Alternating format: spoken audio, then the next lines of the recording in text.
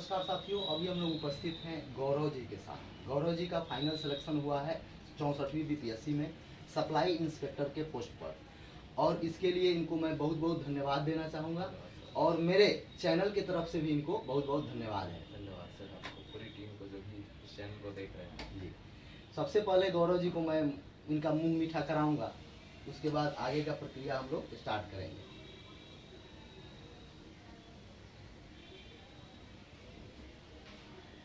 गौरव जी, सबसे पहले देखिए, आपको बता दें जो भी इस वीडियो को देख रहे हैं या देखेंगे कभी, तो उनको मैं यही बताना चाहूँगा कि गौरव जी टोटल अपना जो जर्नी है बीपीएससी जो फाइनल सिलेक्शन इनका हुआ है, कैसे कैसे इन्होंने फेस किया है, कहाँ जो समस्या हुआ है वो आपको बताएंगे, अपना एक्सपीरियंस शेयर करेंगे कि आपको उस समस्या से जूझना नहीं पड़े और आप अच्छा कर पाएँ, अच्छा रैंक ला पाएँ। चलिए गौरव जी, थोड़ा आप बताइए अपने बारे में। मेरा नाम गौरव वत्सल है और इस बार सप्लाई इंस्पेक्टर का पद हमें मिला है। और आज जैसा से सर पूछेंगे तो हम उसके बारे में लाउडली बोलिए, लाउडली आवाज़। सबसे पहले गौरव जी अपने शिक्षा के बारे में बताइए, आप शिक्षा कहाँ से हासिल किए हैं, मैट्रिक कहाँ से किए? हाँ, मेरा जो प्राइमरी एजुकेशन है बिल्कुल गवर्नमेंट स्कूल से हुआ है और हिलसा में रामबाबू हाई स्कूल है, तो वहाँ से हमने 10th का एग्ज़ाम क्वालिफाई किया और जो 12th है वो भी साइंस बैकग्राउंड से रहा, मैथ से रहा, और वो भी Hilsa history college Magadh university से किया हमने। ग्रेजुएशन भी हमारा मैथ से रहा है मगध यूनिवर्सिटी से। तो ये बिल्कुल मतलब साधारण सा पृष्ठभूमि रहा है हमारा, ऐसा कोई टेक्निकल डिग्री नहीं रही। सर, मेरे व्यूअर बहुत सारे प्रश्न किए थे आपसे पूछने के लिए, तो उसमें एक अहम प्रश्न ये था, वो लोग बोल रहे थे कि जो चट्टी बोरा पे पढ़ के आते हैं, यानी हाई स्कूल 10th 8 9 जो करते हैं, वो कैसे तैयारी करेंगे, बीपीएससी का तैयारी वो यदि सोच रहे हैं तो सोचे या नहीं सोचे, बहुत का यही प्रश्न था, तो इस पर आप क्या कहेंगे? देखिए, हम भी उसी पृष्ठभूमि से आए, जो आपने बताया कि छत्ती घोड़ा में जो हम लोग ग्रामीण पृष्ठभूमि में पढ़ते हैं, गवर्नमेंट स्कूल का जो हाल होता है, और पहले तो और थोड़ा अब तो थोड़ा बेहतर हुआ है, पहले का वही सिचुएशन था।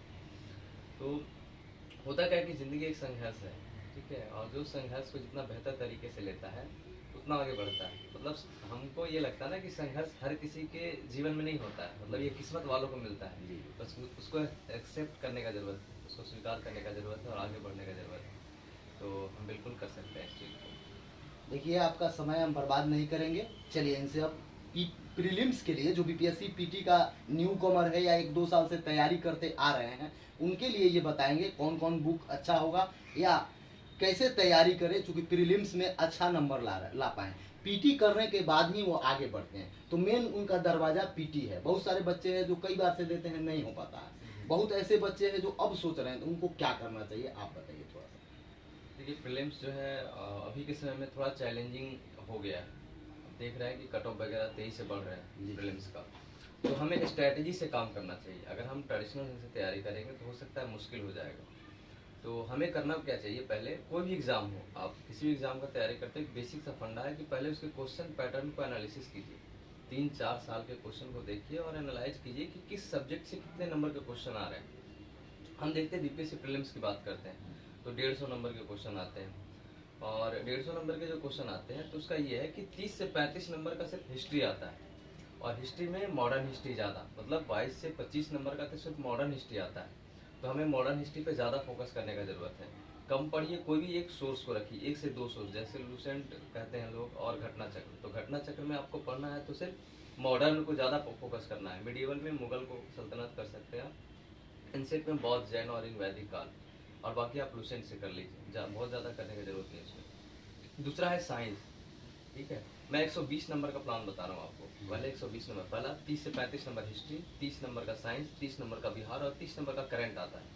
ये चारों मिलाकर के 120 नंबर के क्वेश्चन आ जाते हैं। 10 नंबर का मैथ रहता है यानी 130, और 20 नंबर अप्रॉक्स में पॉलिटी, इकोनॉमिक्स, ज्योग्राफी सारा आ जाता है। तो आपको किन चीज़ों पर फोकस करना है ये आप समझ लीजिए, किस पे ज़्यादा ध्यान देना और किस पे कम ध्यान देना, ठीक है। तो ऐसे करके आप कर सकते हैं। जिसे मोबाइल का आज युग आ गया है, नेट क्रांति समझिए, और भारत में भी आप देख ही रहे हैं, तो नेट से लोग कैसे करेगा, कर सकता है या मोबाइल से दूरी बना कर आना चाहिए, क्या करेगा, थोड़ा इस पर कुछ बताइए आप। आपने बहुत ही मतलब सही सवाल पूछा कि आज के समय में नेट जो है कहाँ तक हमारी सफलता में भूमिका अदा कर सकता है। तो प्रीलिम्स की तैयारी की अगर बात की जाए तो क्या करना है कि कुछ लोग होता है कि पूरे मतलब एक ही सोर्स को नए नए सोर्स से पढ़ते हैं, एक ही चीज़ को, एक ही सब्जेक्ट को वो अलग अलग माध्यम से पढ़ते हैं। हिस्ट्री पढ़ना तो उसके लिए 10 बुक ले लिए, वो यूट्यूब पे वीडियो देख रहा है, तो ये गलती कभी मत कीजिए। किसी भी एक सोर्स को रखिए और उसको बार बार पढ़िए। जहाँ तक नेट का लेने का बात है तो आप उसमें टेस्ट लगा सकते हैं, करंट को आप नेट से कर सकते हैं, ठीक है। तो ये आपके लिए फ़ायदेमंद होगा। करंट अफेयर हो गया जो प्रीलिम से रिलेटेड हो और मेन से रिलेटेड हो, तो वो आप उसके लिए यूट्यूब का सहारा ले सकते हैं।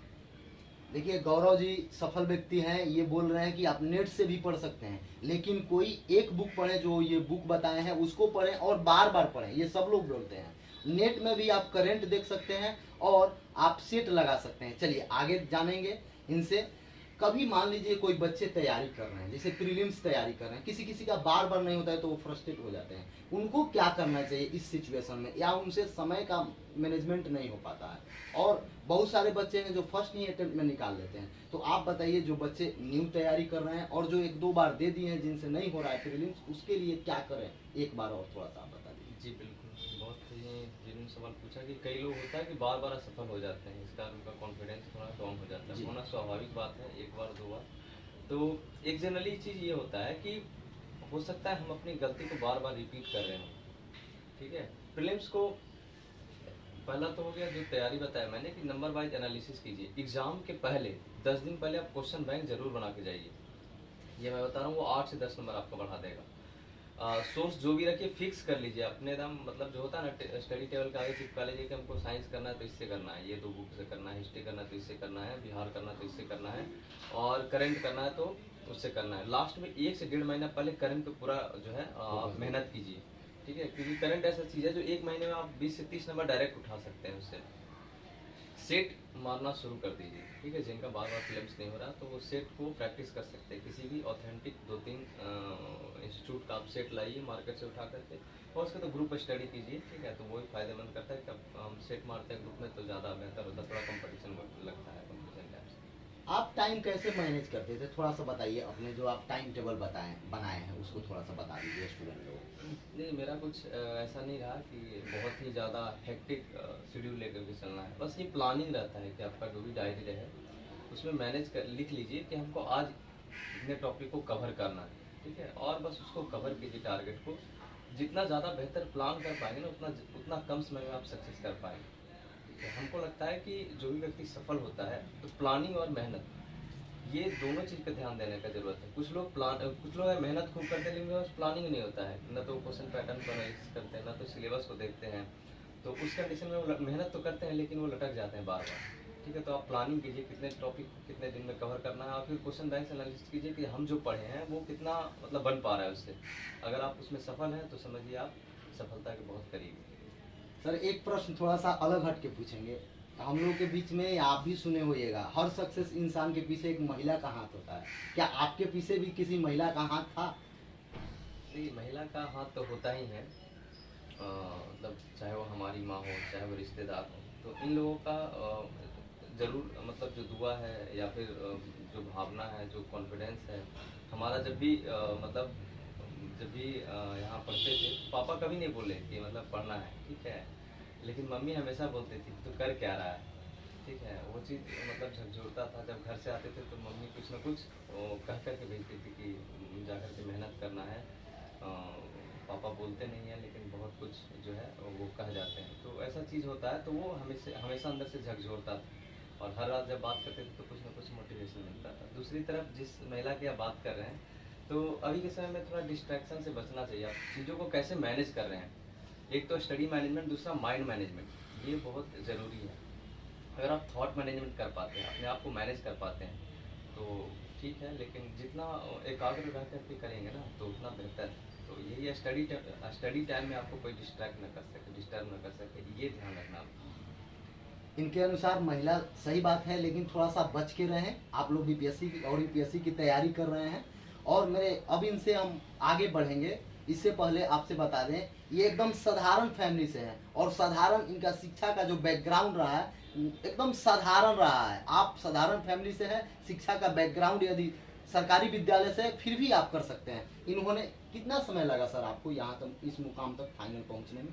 ग्रेजुएशन के बाद हमने तैयारी शुरू की थी 2016 में, 2016 के बाद, और 2018 में वैकेंसी आया और अभी मैं समझ हूँ। इनका फर्स्ट अटेम्प्ट समझ लीजिए, हाँ। फर्स्ट ही अटेम्प्ट है, तो आप भी फर्स्ट अटेम्प्ट में कर सकते हैं। यदि जो न्यू कमर है वो अभी से सोच लें कि हमको फर्स्ट अटेम्प्ट में 67वीं पार करना है, तो आप कर सकते हैं। जैसे ये प्रीलिम्स की तैयारी के बारे में बताए, हम आगे मेंस के लिए भी पूछेंगे। आप जैसे जैसे गौरव जी बताएंगे वैसे वैसे कीजिए, आपका रैंक बहुत अच्छा आएगा। और आपसे एक बात बता दें, यदि इस चैनल पर आप पहली बार आए हैं या आपको भी कोई इंटरव्यू देना है, आप भी सक्सेस हैं, तो इस पर मैसेज कर सकते हैं, हम आपसे जरूर मिलेंगे। क्योंकि ये इस चैनल का एक ही मोटो है कि अधिकतर बच्चों तक कैसे तैयारी करें उसको बताना, और उनके तैयारी में जो बाधा आ रहा है वो समस्या हल हो जाए। जैसे गौरव जी बताए कि एक ही बुक को बार बार पढ़ें, ये आपका। चलिए अब मेंस के बारे में थोड़ा सा गौरव जी बताइए। आप मेंस का तैयारी, जिसका पीटी हो गया, वो मेंस का तैयारी कैसे करें, उसके लिए आप थोड़ा सा बता दीजिए हमको। मेंस थोड़ा डायनामिक चीज़ है, तो हमें ये करना चाहिए। मेंस जो है वो कॉन्सेप्चुअल आपका किसी भी चीज़ के बारे में व्यू को चेक करता है। तो आप ये कर सकते हैं मेंस के लिए। मेंस के लिए मैं कुछ सटीक चीज़ बताना चाहूँगा, जिसको अगर आप मतलब फॉलो करते हैं तो मेंस आपका रुकेगा नहीं। पहला ये है कि मेंस में आप सिलेबस को ध्यान रखिए। आपका जो जीएस का 2 पेपर है, ठीक है, जीएस का दोनों पेपर है। हिंदी 100 नंबर का क्वालिफाइंग है, तो ज़्यादातर हिंदी माध्यम के बच्चे को हिंदी के लिए कोई सोचना नहीं पड़ता है। आप 2-3 दिन अगर आपका गड़बड़ दिए तो 2-3 दिन पढ़ लिए तो काम बन जाता है। जीएस पेपर 1 में देखते हैं कि हिस्ट्री है। हिस्ट्री में आर्ट एंड कल्चर पढ़ना है, स्वतंत्रता आंदोलन पढ़ना है। तो जो सिलेबस है उसको एकदम सामने लिख के रखिए। हिस्ट्री से 3 क्वेश्चन आ रहे हैं, और आर्ट एंड कल्चर का है तो वो 4-5 क्वेश्चन ही आते हैं, ठीक है। तो आपको ये करिए, उसके शॉर्ट नोट्स बना लीजिए हिस्ट्री के। करंट अफेयर है तो करंट अफेयर अब पूरा डायनामिक आ रहा है। अब पहले ऐसे करंट अफेयर नहीं है कि इंडिया और चाइना का रिलेशन कैसा है। अब जो आ रहा है वो पूरा या तो भारत और किसी संगठन से रिलेशन को पूछ रहे हैं, या तो ट्राइलेटरल रिलेशन पूछ रहे हैं, 3 देशों के बीच जो है वो भारत का रिलेशन कैसा है। तो ये चीज़ों पे अभी यूरोपियन यूनियन से क्वेश्चन आ रहे हैं। तो आपको मतलब जो यूपीएससी का स्टडी मटेरियल है, खासकर फॉरेन पॉलिसी में, तो आपको फॉलो करना चाहिए। कोई भी एक साइट को फॉलो कर सकते हैं, चाहे वो दृष्टि IAS हो, इनसाइट हो, विजन हो, जो भी कोई एक ही साइट को फॉलो कीजिए आप। करंट के लिए मैं बता रहा हूँ। देखिए मेरा कुछ गलती भी रहा है, वो भी मैं बताऊँगा इसमें। फिर आपका पॉलिटी है, तो पॉलिटी के लिए लक्ष्मीकांत या फिर जो बेसिक चीज़ है उसको आप कवर कीजिए। पूरा लक्ष्मीकांत पढ़ने का जरूरत नहीं है, कुछ बेसिक चीज़ है जैसे फंडामेंटल राइट हो गया, DPSP हो गया। तो आप उसमें से जब क्वेश्चन के पैटर्न को एनालिसिस कीजिएगा तो वो पता चल जाएगा। इकोनॉमिक्स है तो वो बिहार से रिलेटेड आते हैं, गरीबी, बेरोजगारी, बिहार के पिछड़ेपन का क्या कारण है, ये सारा चीज़ हो गया। साइंस एंड टेक हो गया तो वो करंट इशू से रिलेटेड आते हैं। पहला काम, आप क्वेश्चन जो वो सिलेबस है उसको देखिए, सिलेबस को लिख के रखिए सामने में कि ये सिलेबस है, इससे क्वेश्चन आते हैं। दूसरा क्वेश्चन बैंक, क्वेश्चन बैंक तो आप देखिए सिलेबस, क्वेश्चन बैंक और तब स्टडी मटेरियल, ठीक है। ये 3 चीज़ को आप फॉलो करना जरूरी है। दूसरा, एक चीज़ गलती मेरी ये रही कि DI का प्रैक्टिस बार बार कीजिए। मेरा DI छूट गया, ठीक है। तो DI छूट गया तो उसके बाद थोड़ा मुश्किल हो जाता है, बहुत मुश्किल हो जाता है। वो रैंक आपका गड़बड़ कर देगा। DI 72 मार्क्स का था और हमने DI को लास्ट में बनाया। तो आप DI पे स्पेशली फोकस कीजिए और उसको बीच में बनाइए, फिर जैसे बनाइए। टाइम को मैनेज करना एग्जाम में बहुत महत्वपूर्ण होता है। तो ये मेरी गलती की देखिए, तो ये चीज़ों को आप ध्यान रख सकते हैं। मेंस के लिए इन्होंने बताया जीएस पेपर 1, जीएस पेपर 2 के लिए कि आप सिलेबस को रखें, सिलेबस को डेली देखें और जहां से प्रश्न आ रहा है उस पर विशेष ध्यान दें। करंट के लिए बताया कि पहले जैसा नहीं पूछा जा रहा है कि चीन और भारत का रिलेशन या पाकिस्तान भारत का रिलेशन, अब डायनेमिक हो गया है, यानी न्यू पैटर्न पर अब आ रहा है। 3 देशों का संबंध भी पूछा जाएगा या पूछा जा रहा है, इसलिए आप करंट पर भी विशेष ध्यान दें। और आपसे बता दें, मेन सर है ऑप्शनल। थोड़ा सा लोगों को ऑप्शनल कैसे लें, ऑप्शनल क्या रखें जिसमें नंबर उठे, सिलेबस छोटा रहे, इस सब पर थोड़ा सा आप प्रकाश डालिए लोगों को। देखिए ऑप्शनल इंटरेस्ट का चीज़ होता है। तो ऑप्शनल में आप ये कर सकते हैं कि जो नए लोग हैं, पहले तो मैं उनको बताना चाहूँगा, जो नए लोग हैं तो आप एक काम कीजिए कि जो क्वेश्चन पेपर है, ठीक है, जो ऑप्शन आपको लगता है कि लेना चाहिए हमें, तो आप प्रीवियस ईयर का जो क्वेश्चन पेपर है उसको आप देख सकते हैं।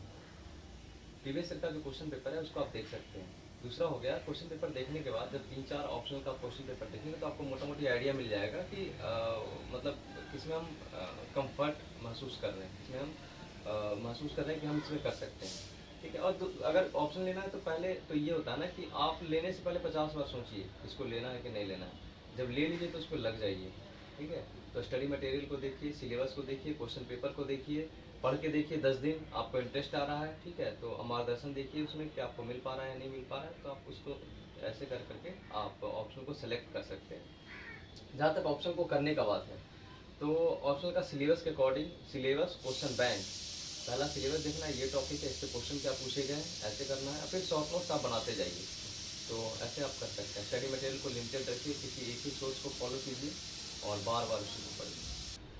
चलिए साथी, अभी हम लोग पीटी के बारे में जानकारी लिए, उसके बाद मेंस के बारे में जानकारी लिए, ऑप्शनल भी बता दिए गौरव सर। अब आगे हम लोग बढ़ेंगे। मैं चाहता तो इनसे और पहले इंटरव्यू ले लेता, लेकिन इसलिए नहीं लिया कि एग्ज़ाम थोड़ा सा नज़दीक आ जाए तो गौरव जी हम लोग से मिले और आपको मोटिवेशन के तौर पर प्रस्तुत हों, और जो इनको कठिनाई हुआ है वो शेयर कर रहे हैं, सब कुछ बता रहे हैं आपसे। उस तरीक़ा से आप अपने कठिनाई से बच सकते हैं और अच्छा से अच्छा रैंक प्राप्त कर सकते हैं। इनके बताए हुए मार्गदर्शन में आप चलिएगा तो बहुत ही कम समय में, क्योंकि इन्होंने प्रथम प्रयास में ही अपना फाइनल सिलेक्शन लिया है, ठीक है, एमओ के पोस्ट पर, जिसको हम लोग कहते हैं गांव देहात में आप लोग एमओ कहते होंगे, उसी के इनका सिलेक्शन हुआ है। उसमें 132 रैंक था, 144 रैंक इनका था। चलिए आगे जानते हैं कि इंटरव्यू इन्होंने कैसे इंटरव्यू का तैयारी किया और उसमें क्या क्या कठिनाई इनको आई, जो आपको बताएंगे कि आप उस कठिनाई से बचें। सर, इंटरव्यू का जहाँ तक सवाल है, तो इंटरव्यू का जो दौर था, जब मेंस का रिजल्ट आया तो उस समय लॉकडाउन लगा हुआ था, सारे इंस्टीट्यूट बंद थे। तो इंटरव्यू में पहले मैं बता देना चाहता हूँ कि संभवतः मेरा सेकंड हाईएस्ट मार्क्स है 64 पीटीसी में। तो इंटरव्यू के लिए करना क्या है कि हम लोगों ने एक ग्रुप बनाया था और 4 लोगों का ग्रुप था, और हम लोग एक दूसरे का मॉक लेते थे, मतलब ऑनलाइन ही चल रहा था उस समय, और एक दूसरे को रीड करते थे। टेस्ट रीडिंग हो गया, क्वेश्चन का जो पैटर्न है वो हो गया, मतलब एक दूसरे का जो डेप्थ होता था, बैकग्राउंड होता था, उससे क्वेश्चन तैयार करते थे। दिन डिसाइड होता था और मॉक चलता था। तो फिर जो है माइन्यूट विश्लेषण करते थे एक दूसरे का कि आपका क्या ड्रॉबैक है, आपने क्या किया। पहले डेप्थ को अच्छे से तैयार करना है, जो आपका डिटेल एनालिसिस फॉर्म होता है। आपका घर कहाँ है, गृह जिला क्या है, उसकी क्या समस्याएं हैं, उसका सेक्स रेशियो क्या है, उसका पॉपुलेशन डेंसिटी क्या है, कितने ब्लॉक है, ये सारे चीज़ों को। दूसरा हो गया आपका जो ऑप्शनल सब्जेक्ट होता है, उन चीज़ों को तैयार करना है। बिहार से रिलेटेड क्वेश्चन को तैयार करना है आपको। इकोनॉमिक सर्वे वगैरह जो होता है, तो वो आपको बेसिक ध्यान में रखना है कि कितना बजट पारित हुआ, ये सब छोटे छोटे चीज़ें। नेशनल और इंटरनेशनल जो घटनाक्रम है उस पर आपको विशेष रूप से ध्यान रखना है। और ये जो इंटरव्यू होता है वो पर्सनालिटी टेस्ट होता है, मतलब ऐसा नहीं है कि आपका बहुत ज़्यादा ज्ञान का परीक्षण होना है। वो बेसिक चीज़ पूछते हैं, आपको सलीके से बस जवाब देना है। उसको नहीं आ रहा तो आप उसके लिए सॉरी भी कर सकते हैं, उससे भी कोई दिक्कत नहीं होता है। अपना पोस्ट प्रेफरेंस को अच्छे से तैयार रखना है। तो ये छोटी छोटी चीज़ें हैं जिसको आप कर सकते हैं। बार बार मॉक कीजिए। फ्रेंड में ज़्यादा काम करता है ये, चूँकि एक दूसरे से ज़्यादा खुल पाते हैं हम लोग दोस्त लोग में। आईना के सामने मिरर प्रैक्टिस भी करते हैं। तो हमको थोड़ा इंटरव्यू में ज़्यादा समय मिल गया था सब लोगों को, इंटरव्यू में बेहतर परफॉर्म कर पाए। ऑप्शनल का भी होता है, तो पिछले साल का जो ट्रांसक्रिप्ट होता है, मतलब पिछले साल जो क्वेश्चन पेपर जो इंटरव्यू में क्वेश्चन पूछे गए हैं, टेलीग्राम वगैरह पे वो अवेलेबल होते हैं, यूट्यूब वगैरह पे वो अवेलेबल होते हैं। तो उसको देख करके आप देख सकते हैं कि क्वेश्चन का पैटर्न क्या होता है। तो वैसे आप तैयारी करेंगे तो इंटरव्यू में बेहतर स्कोर कर सकते हैं। ये चीज़ों का ध्यान रखना है। गौरव जी बताए कि इंटरव्यू की तैयारी कैसे किया जाए। पूरे 64वीं में गौरव जी का सबसे अच्छा इंटरव्यू में नंबर रहा सेकंड, यानी कोई एक ऐसा होगा व्यक्ति जिसको अच्छा मिला होगा, उसके बाद इनका रहा, तो बहुत ही बेहतर रहा। इसके पीछे इन्होंने बताया कि अपने दोस्तों में ये बार बार मौक देते थे। एक बात और हमको बताइए, कोई बच्चे जो हैं यदि किसी संस्थान के पास नहीं जाते हैं, अपने से तैयारी करना चाहते हैं, तो उनके बारे में आप बता सकते हैं कि वो क्या क्या करें मॉक के लिए? तो आप बता दिए, मेंस के लिए अपने से कर सकते हैं क्या? हाँ बिल्कुल, देखिए हम कई लोगों का भी वीडियो भी देख रहे थे जो लोग सेल्फ स्टडी से किए हैं, और अभी देख रहे हो खासकर का जो डिजिटल का युग है, तो वैसे में बच्चे सेल्फ स्टडी से ज़्यादा एग्ज़ाम को निकाल पा रहे हैं। कोचिंग में टाइम भी जाता है, ठीक है, भटकाव भी होता है एक तरह का। आप अगर मतलब वही मैंने बताया ना कि आप सिलेबस को देखिए। सिलेबस एक स्टडी मटेरियल को सेलेक्ट करने से पहले जब टॉपर का वीडियो आप देखेंगे, 1 2 3 टॉपर का, तो कुछ बुक कॉमन मिलेगा आपको। पॉलिटी का कुछ कॉमन मिलेगा, इकोनॉमिक्स का कुछ कॉमन मिलेगा, साइंस एंड टेक का कुछ कॉमन मिलेगा। तो आप उस बुक को लिख लीजिए, ठीक है, और उसी बुक से तैयारी कीजिए, बार बार तैयारी कीजिए, उसी से बार बार पढ़िए, उसका शॉर्ट नोट्स बनाइए। और हो सके तो ग्रुप बना लीजिए अपना, तो ग्रुप में भी ज़्यादा काम करता है। मेंस हिस्सा राइटिंग में खास करके प्रीलिम्स का आप नेट से बिल्कुल कर सकते हैं, और मेंस का भी बिल्कुल कर सकते हैं। बहुत सारे मार्गदर्शन के सोर्स अवेलेबल हैं यूट्यूब पे, तो आप उसको देख लेंगे तो बहुत आसानी होगा। आज के समय में हम लोग इंटरनेट से बच के नहीं रह सकते हैं, तो ज़्यादातर स्टडी मटेरियल इंटरनेट पे अवेलेबल होता है। बस ये ध्यान रखना है कि उनको क्या पढ़ना है, क्या छोड़ना है, ठीक है। पढ़ने से ज़्यादा ये ज़रूरी है क्या नहीं पढ़ना है। तो अगर वैसे करें तो हम बिल्कुल बेहतर तरीके से कर सकते हैं और बहुत बेहतर रैंक के साथ ला सकते हैं। आप इस बार एकदम अस्वस्थ थे कि आपका सफलता फाइनली सिलेक्शन होगा क्या? नहीं, ऐसा नहीं था। मतलब इस एग्ज़ाम में क्या होता है ना कि जब तक मेरे साथ खास करके जब तक लिस्ट में नाम नहीं देखते हैं तब तक थोड़ा बना रहता है कि होगा कि नहीं होगा। एक दौर रहता है इसमें कि किसी भी एग्ज़ाम में आप बाहर भी हो सकते हैं। मेंस में आप कितना बेहतर लिख के आए हैं, ये तो कंपेरेटिव एग्ज़ाम है ना, हो सकता है हमसे बेहतर कोई लिखा हो तो उसको बेहतर नंबर आ जाएगा, हम बाहर हो जाएंगे। इंटरव्यू वैसा ही है और ओवरऑल जोड़ करके आपका जो दोनों का मार्क्स है उसको ऐड करके आपका मेरिट लिस्ट बनता है। तो वो चीज़ रहता है हमको लास्ट तक, मतलब ऐसा नहीं लग रहा था कि मेरा हो ही जाएगा, तो मैं आगे कंटिन्यू किया। थोड़ा सा कुछ समय के लिए और बने रहिए, बहुत ही अच्छे अच्छे प्रश्न इनसे हम पूछेंगे जो आप लोगों के लिए उपयोगी होगा।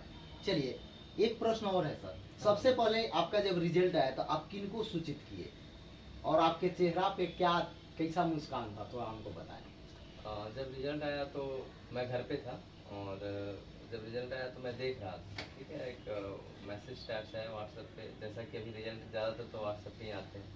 तो रिजल्ट आया तो मैंने देखा तो मैं खोज रहा था, मेरा रोल नंबर तो मिल नहीं रहा था, मेरा नहीं मिल रहा था। तो हम बार बार देख रहे थे 2-3 पेज को, लास्ट में मेरा पेज आया तो उसमें मेरा रोल नंबर था। तो मुझे यकीन नहीं हुआ, ठीक है। तो मैंने भाई को बोला कि देख लो कंफर्म कर लो कि मेरा ही है ना, किसी और का तो नहीं है। तो वो कंफर्म किया, बोला नहीं नहीं आप ही का है, आप ही का है, ठीक है।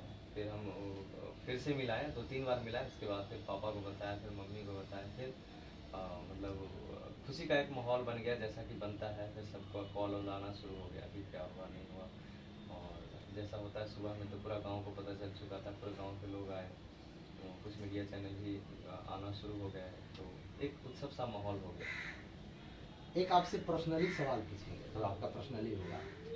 आप बताइए अब तो शादी कब कर रहे हैं, क्योंकि जब रिजल्ट आ जाता है फाइनल सिलेक्शन हो जाता है बहुत ही कम समय में शादी ब्याह हो जा रहा है। हम लोग गांव से आते हैं, आप मेरे परम मित्र भी है, तो इसलिए पूछना उचित होगा, क्योंकि बहुत लोग मेरे पास कमेंट किए थे कि थोड़ा इंटरव्यू लीजिएगा तो ये प्रश्न भी पूछिएगा, तो इस पर कुछ बताइए। देखिए अभी शादी का तो कोई विचार है नहीं। मतलब होता क्या है ना कि एक समय होता है जिस समय अपने आप को निचोड़ लेना चाहिए, मतलब अपने आप को जितना बनाना है, तो ये ऊर्जा को संकेंद्रित करने का समय है। तो हमें लगता है हमें और मेहनत करना चाहिए, अभी और आगे बढ़ना है, और वो तो बात का चीज़ है, वो तो कभी भी हो जाएगा। थोड़ा सा अपने फैमिली के बारे में बताइए, कितने मेंबर लोग हैं, कैसे कैसे सब लोग, सबसे शिक्षित कौन है, आप ही हैं या आपसे ऊपर कोई अधिकारी हैं आपके अगल बगल में भी, कुछ बताइए थोड़ा उनके बारे में।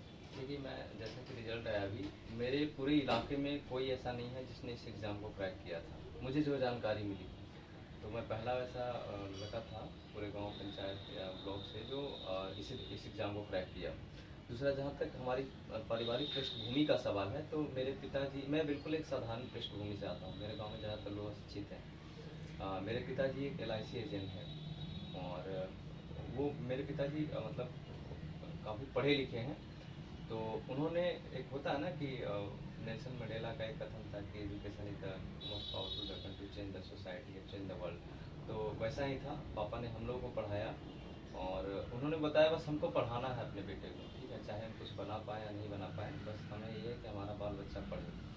तो हमें पढ़ाया। फिर मेरा भाई, एक छोटा भाई है, वो उत्तराखंड में भी DAV विदेश संस्कृत विश्वविद्यालय से ग्रेजुएशन कर रहा है। मेरी एक बहन है तो वो भी पढ़ रही है, तो हम लोग तीनों भाई पढ़ रहे हैं, और मैं सबसे बड़ा हूँ, तो मेरा हुआ तो थोड़ी जिम्मेदारी भी मेरी बढ़ गई है। तो बस यही है। और बहुत लोग के लिए होता है ना कि जब आप निकलते हैं तो एक प्रेरणा बन जाता है, एक माहौल बन जाता है, तो लोग फिर उस दिशा में बढ़ना शुरू कर देते हैं। तो ये मेरी पारिवारिक पृष्ठभूमि है, गाँव का पृष्ठभूमि जो भी है।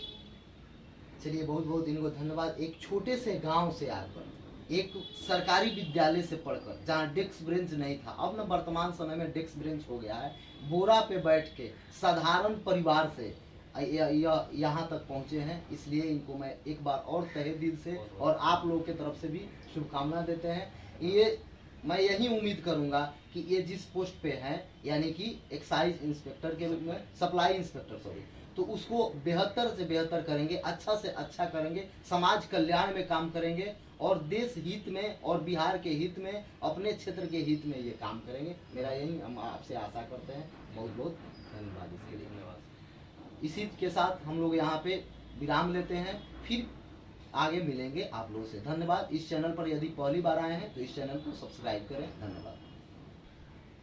आप सबका पुनः एक बार स्वागत है। अभी हम लोग इसको कंटिन्यू कर रहे हैं। थोड़ा सा इनसे एक और प्रश्न पूछेंगे कि ये सफलता में इनका सबसे बड़ा योगदान किनका रहा और क्या क्या रहा। जैसे किनका रहा में व्यक्ति होगा और संसाधन में भी हो सकता है, तो आप उस पर थोड़ा सा बताइए। मेरी सफलता में सबसे ज़्यादा जो देखा जाए योगदान तो मेरे पिताजी का रहा है। मतलब मेरे पापा ने कभी भी ये नहीं कहा कि तुमसे नहीं होगा, मतलब तुमको जो करना है करो। तो वो हमेशा उन्होंने कभी प्रेशराइज नहीं किया, चाहे घर की कैसी भी स्थिति रही हो।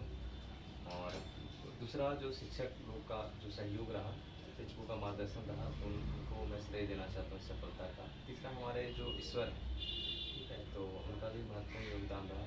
हमारे दोस्तों का भी काफ़ी योगदान रहा, काफ़ी सहयोग किया है मेरे दोस्तों ने यहाँ तक इस सफलता तक लाने में। तो इस सफलता यहाँ तक इस मुकाम तक पहुँचने में बहुत लोगों का सहयोग है। शायद आप एक कोई काम करते थे समाज के लिए, उस पर भी थोड़ा सा प्रकाश डालिए। क्योंकि लोग सोचते हैं कि पढ़ रहे हैं तो केवल पढ़ेंगे तो भी निकलेगा। आप समाज में भी कुछ स्लम बस्ती में शायद पढ़ाने का काम करते थे और किसी संस्था से भी जुड़े थे। जी जी, मेरा जो हॉबी रहा है वो बाल संस्कार शाला में हम लोग पढ़ाने का काम करते हैं। तो स्लम एरिया में गायत्री परिवार। जी जी बिल्कुल, गायत्री परिवार की शाखा है जो स्लम एरिया में बच्चों को पढ़ाती है। तो मतलब जो स्लम एरिया के बच्चे हैं उनको संस्कार बनाना उद्देश्य है। तो हम लोग बाल संस्कार शाला कुम्हार में पढ़ाते थे और बहुत ज़्यादा लगभग 250 से ऊपर बच्चे वहाँ पढ़ते हैं। तो हम लोग की एक टीम है जो शाम में बच्चों को पढ़ाने का काम में ध्यान, योगा सिखाना, मेडिटेशन सिखाना, अच्छे विचारों से जोड़ना, उनके गलत जो एक्टिविटी है, जो भी कुसंस्कृति उनसे अलग करना, तो इस दिशा में भी हम लोग काम करते हैं। आपको कोई पुरस्कार भी मिला था? इतना कम एज में इनको पुरस्कार, फर्स्ट अटेम्प्ट में ये बीपीएससी भी निकाले और इनको पुरस्कार भी मिला है। बिल्कुल, 2000 पिछले साल मिला था सोना वांगचुक जिन 3 इडियट्स मूवी बनी अनु कुमारी की ओर से। तो वो सर्विस एक्सीलेंस अवार्ड था, दिल्ली में मिला था, दिया दिल्ली। हम लोग दिल्ली में भी कुछ दिन रहे थे, 5-6 महीने तक। तो दिल्ली में भी हम लोग इस काम को पढ़ाते थे बच्चों को, तो उसके लिए मिला था। फिर दिल्ली में और भी अवार्ड मिला था हमको, और जो DHU विदेश संस्कृत विश्वविद्यालय के चांसलर हैं उनसे भी सम्मानित होने का अवसर मिल चुका है। सर एक बात और आपसे पूछेंगे कि यदि कोई पढ़ते पढ़ते, जैसे आप तो इतना करते थे, काम करके भी पढ़े जाते थे, तो समय आपके पास वहाँ भी तो 1-2 घंटा 4 घंटा डेली देते थे। कोई पढ़ते पढ़ते डिस्ट्रैक्ट हो जाता है, तो उसको क्या करना चाहिए? उसको कौन सा बुक पढ़ना चाहिए, या क्या यूट्यूब पर कुछ देखना चाहिए, या कैसे मैनेज करिएगा? आप कैसे करते थे और लोग कैसे करें इस पर? ये बहुत ही जेन्युइन सवाल आपने पूछा है। मतलब होता क्या है ना कि मेरा जो नज़रिया है कि मतलब अपने आप को बनाने पे भी ध्यान देना चाहिए। हम इस शरीर से 24 घंटा काम लेते हैं, तो अपने आप को बनाने पे कितना ज़्यादा ध्यान देते हैं। तो योगा मेडिटेशन आप हो सके तो ज़रूर कीजिए। ये 20 मिनट का मेडिटेशन हो सकता है। मतलब होता है ना कि अब्राहम लिंकन का एक कोटेशन था कि अगर हमको एक पेड़ को काटने के लिए 6 घंटा दिया जाए तो 4 घंटे में अपनी तलवार को या कुल्हाड़ी को तेज़ करेंगे। तो हम अपने कुल्हाड़ी जो हमारा ब्रेन है उसको हम कितना तेज़ करते हैं, उसको तेज़ करने का कोई दवाई तो है नहीं, तो एक मेडिटेशन एक सहारा होता है। वो आपकी एकाग्रता को बढ़ाएगा, आपके डिस्ट्रैक्शन को कम करेगा, और आपका मेमोरी पावर है उसको बूस्ट करेगा, स्ट्रेस को कम करेगा। बहुत फ़ायदा ही फ़ायदा है, और जो भी पढ़ेंगे बहुत कम समय में बहुत ज़्यादा पढ़ने में बहुत हेल्पफुल होता है। तो आप योगा कीजिए, मेडिटेशन कुछ अलग कीजिए, अपने लिए कीजिए, कुछ मोटिवेशनल बुक पढ़िए, कुछ अच्छे सॉन्ग सुनिए। तो इन चीज़ों को अगर करते हैं तो आप बेहतर मतलब कर पाएंगे, मतलब बहुत रिलैक्स ढंग से कर पाएंगे और बहुत बेहतर कर पाएंगे। अपना हॉबीज बता दीजिए थोड़ा सा। हॉबीज़ में कई तरह का चीज़ है, जैसे खाली समय में हमारा म्यूजिक सुनना शौक है। गाते भी हैं क्या? नहीं, गाना तो कभी कभी चलता है, लेकिन खासकर सुनना, मूवी देखना, जो भी मोटिवेशनल मूवी हो या फिर कुछ अच्छा मूवी आता है तो वो भी देखते हैं। और शाम में तो जो स्लम एरिया के बच्चों को पढ़ाने का कार्यक्रम है, फिर अच्छे अच्छे बुक को पढ़ना, स्वामी विवेकानंद की हो, पंडित श्री राम शर्माचार्य की हो, तो उन बुकों को पढ़ने का भी हमारा हॉबी रहा है। और आप अपना एक लास्ट मेरा प्रश्न है, अब हम लोग यहाँ पे समाप्त करेंगे। कोई संदेश देना चाहेंगे मेरे व्यूअर्स को, या जो तैयारी कर रहे हैं उनको आप संदेश दें, समाज को क्या संदेश दीजिए? यही है कि हमको हारना नहीं चाहिए कभी भी, परिस्थिति चाहे जैसे भी हो, हमको लगे रहना है, अपने आप को बेहतर करना है। होता है ना कि कई लोग डिप्रेस हो जाते हैं, मतलब हतोत्साहित हो जाते हैं, उस समय मतलब जो है तैयारी को छोड़ देते हैं, उस समय अपने प्रयास को छोड़ देते हैं जब वो सफलता के बहुत करीब होते हैं। तो हमें हारना नहीं चाहिए। कहते हैं ना कि कांटों पे चल के मिलेंगे साए बहार के, रुक जाना नहीं फिर कहीं हार के। तो हमें हारना नहीं है, हमें निरंतर प्रयास करना है, कम पढ़ना है, बार बार पढ़ना है। और वही फिर रामधारी से दिनकर के पंक्तिभा प्रदीप जो दिख रहा है, झिलमिल दूर नहीं है, थक कर बैठ गए क्या भाई, मंजिल दूर नहीं है। बहुत बहुत धन्यवाद। फिर से पुनः गौरव जी को बहुत बहुत धन्यवाद। आप लोगों को मोटिवेशन करने के लिए इस वीडियो को आप ज़्यादा से ज़्यादा देखें और अपने मुकाम को प्राप्त करें बहुत ही कम समय में। धन्यवाद।